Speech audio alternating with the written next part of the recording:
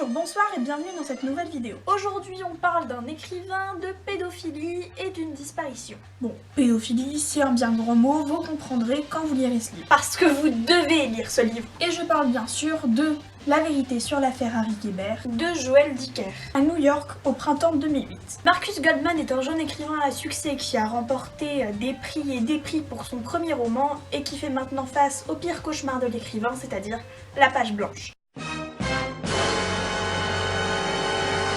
Le délai de son éditeur est près d'expirer lorsque soudain, tout bascule pour lui. Harry Kéber, son ami et son ancien professeur et aussi l'un des écrivains les plus connus du pays, va être accusé de l'assassinat de Nola Kellergan, qui est aussi une fille de 15 ans, et il est soupçonné d'avoir eu une liaison avec elle.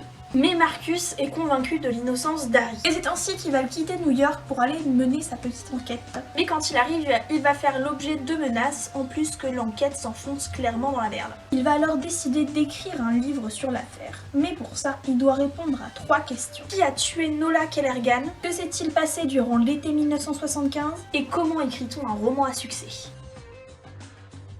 Le premier attrait de cette lecture, bien sûr, ça a été l'enquête policière pour moi. Pleine de rebondissements, un peu effrayante, tout ce que j'aime. En plus, c'est très porté psychologie des personnages, quelque chose que j'adore, parce que Marcus va essayer de comprendre comment réfléchissait Nola, et comme ça il va rentrer dans la peau de son personnage pour réussir à trouver son enquête.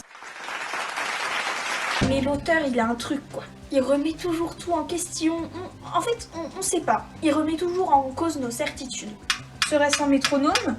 Serait-ce une horloge? Ah, je ne sais plus.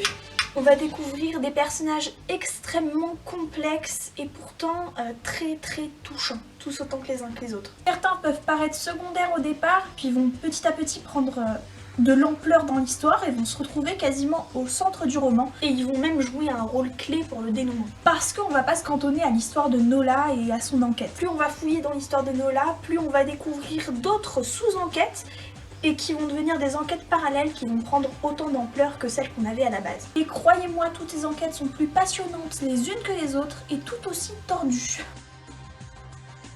Ce que j'ai aussi beaucoup aimé, c'est comment le livre était formé. À chaque début de chapitre, on va avoir un conseil de Harry à son élève, et du coup, petit à petit, on va comprendre comment l'auteur a écrit son livre. Quand Harry dit à Marcus « Oui, ton dernier chapitre, il doit y avoir un rebondissement », on comprend qu'on va avoir droit à un coup de théâtre magistral. Donc, que ce soit pour mieux comprendre le roman, ou pour avoir des conseils pour écrire un bouquin, ce livre est juste ouf.